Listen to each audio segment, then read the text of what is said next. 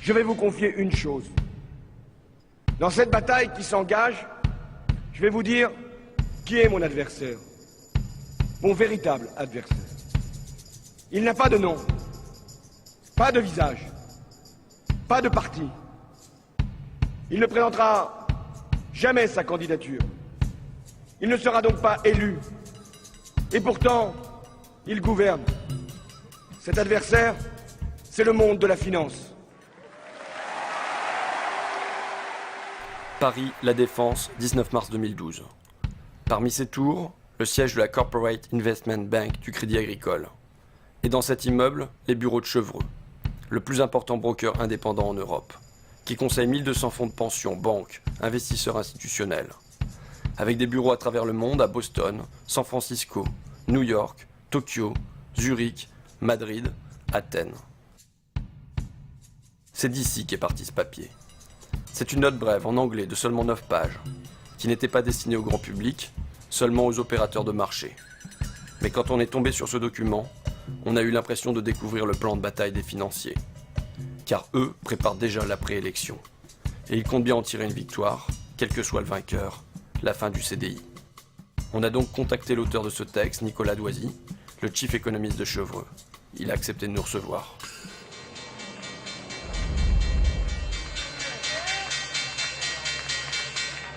François Hollande va devoir déplaire soit au marché financier, soit à ses électeurs, puisqu'il est certain de ne pas parvenir à réconcilier les deux.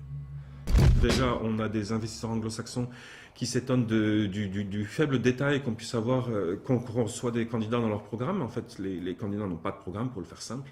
Les investisseurs anglo-saxons que je rencontre me demandent souvent, mais où est le programme? Et je leur dis, il n'y en a pas, et pour cause, c'est un jeu tactique pour l'instant. Le programme, on saura une fois l'élection finie.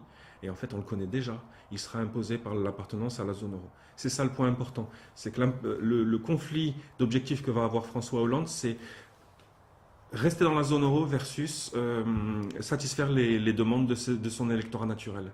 Les deux ne sont plus compatibles maintenant. On le voit depuis la crise grecque. Il sait qu'il sera pris à terme à un moment entre la pression de ses électeurs et la pression des marchés.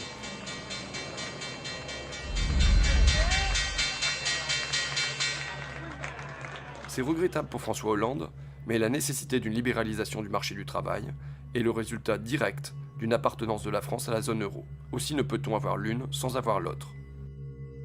Vous vous dites non seulement François Hollande ne va pas tenir ses promesses électorales, mais en plus, c'est lui qui va devoir flexibiliser le marché du travail. C'est lui qui doit remettre en cause ce que vous appelez the famous CDI, le fameux CDI, contrat à durée indéterminée. Qui que soit le prochain président de la République française, c'est un travail qu'il va devoir faire, parce que tout simplement la pression des pairs dans la zone euro, la pression des pairs, c'est-à-dire de l'Italie, de l'Allemagne, de tous les autres pays. Quand vous regardez bien, l'Allemagne, au milieu des années 2000, a fait ce genre de réformes. L'Italie, l'Espagne sont obligés de les faire aujourd'hui, la Grèce aussi. En quoi la France pourrait-elle s'en dispenser? Ça revient finalement à réduire substantiellement un certain nombre de garanties dont ont bénéficié jusqu'à présent les titulaires de CDI notamment. Et donc à imposer plus de flexibilité aussi sur les travailleurs, les travailleurs français. Alors, juste une question qui me vient comme ça. Vous êtes en CDI ou vous n'êtes pas en CDI, monsieur Doisy? Je suis en CDI, bien évidemment. Voilà.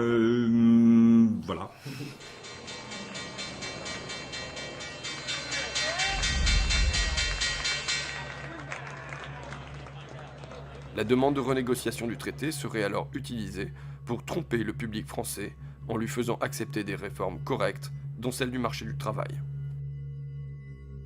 François Hollande dit « Je vais demander la renégociation du dernier traité européen ». Vous écrivez ça. François Hollande il va avoir à naviguer à travers des forces dans la gauche, notamment à cause du référendum manqué de 2005. Et dans cette perspective, vous écrivez « Dans cette perspective, il serait politiquement intelligent que ses pairs de l'eurozone, donc ses partenaires allemands, belges, italiens, ainsi de suite, permettent à François Hollande de prétendre qu'il leur a arraché quelques concessions, même si c'est faux en réalité. La demande de renégociation du traité serait alors utilisée pour tromper le public français, pour rouler, j'ai lu to trick, rouler, tromper, pour tromper le public français, en lui faisant accepter des réformes convenables, dont celle du marché du travail. Alors, avant d'entrer dans le fond du sujet, je voudrais préciser un point. Les gens de marché s'expriment de façon très directe. Donc, le vocabulaire que j'ai pu choisir dans la citation que vous venez de lire paraîtra peut-être excessif à beaucoup de vos auditeurs. Maintenant, c'est vrai que voilà, on s'embarrasse pas dans les marchés, on va pas s'embarrasser de finasserie, on va aller directement au point. Donc, de rouler les électeurs français, c'est peut-être un mot quand même excessif. L'idée, c'est de dire, ce sera une concession en quelque sorte de façade qui aurait été faite à François Hollande et au peuple français entre guillemets, de façon à ce que tout le monde constate qu'à la fin des fins, il les faut bien les autres réformes, les fameuses réformes structurelles dont personne ne veut entendre. Ce que vous dites, c'est, admettons, il y a un sommet à Bruxelles, François Hollande, il demande une partie sur la croissance, les autres Européens, ils vont faire comme si, ah bon, bah d'accord, allez, on t'accorde ça, ils rentrent ici en France en disant, regardez ce que j'ai obtenu, et du coup, il peut dire derrière, ben, en échange, nous, on va libéraliser notre marché du travail. Et vous avez parfaitement compris le sens de mon propos, c'est exactement ça. C'est vraiment une petite mise en scène, c'est un petit théâtre. Alors, il ne faut pas avoir l'impression que je fais de la théorie du complot là, et qu'on manipule tout le monde. Le script est un peu écrit. Si on est malin, on ne s'écartera pas trop du script. Et de cette façon-là, on arrivera peut-être à faire passer la pilule de façon un peu plus simple que ça n'avait été le cas au début des années 80. On s'évitera peut-être finalement d'être un peu ridiculisé comme on l'avait été à l'époque.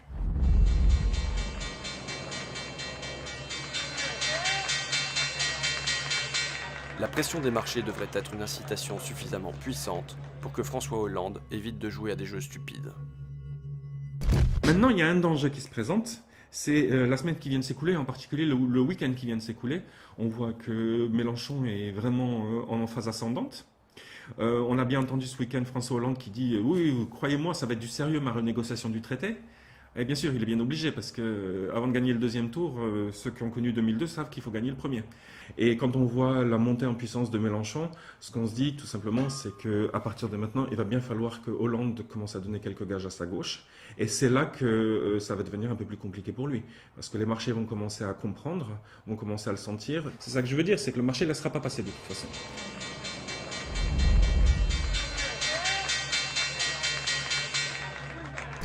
Alors, je faisais un récapitulatif.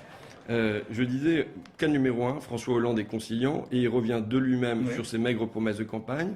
Il libère le marché du travail. Il en finit avec le CDI tel qu'on le connaît. Cas numéro 2, il lui faut une petite pression de ses partenaires européens, une petite concession qui lui serve de prétexte, et derrière, il libéralise le marché du travail. Cas numéro 3, le pire, mais pas le plus probable, vous nous dites, il refuse de se plier à ce programme, à cette injonction, et alors les marchés vont le punir, le rappeler sérieusement à l'ordre.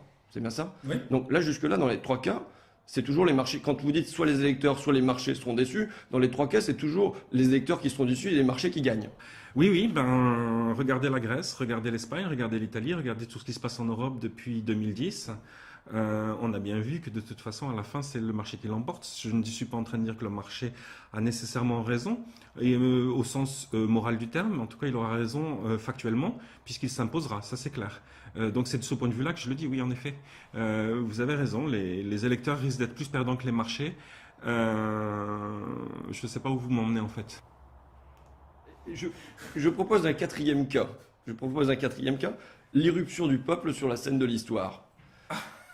Hier à Paris... La prise de la Bastille. Pardon ? La prise de la Bastille numéro 2. Hier à Paris, il y avait, bon, on va pas chipoter, 80 000, 90 000, 100 000, 120 000 manifestants à l'appel du Front de gauche. Si, comme en 1936, on avait une élection qui s'était suivie de mouvements de masse, de manifestations, de grèves... Qu'est-ce qui se passe ? Qu'est-ce qui se passe en Europe ? Là, je crois que c'est le gros coup d'angoisse. On va être très clair, ça va être le gros coup d'angoisse parce que si, quand les Grecs manifestent, on a déjà une Europe qui se sent sur le point d'exploser, je vous laisse imaginer pour la France.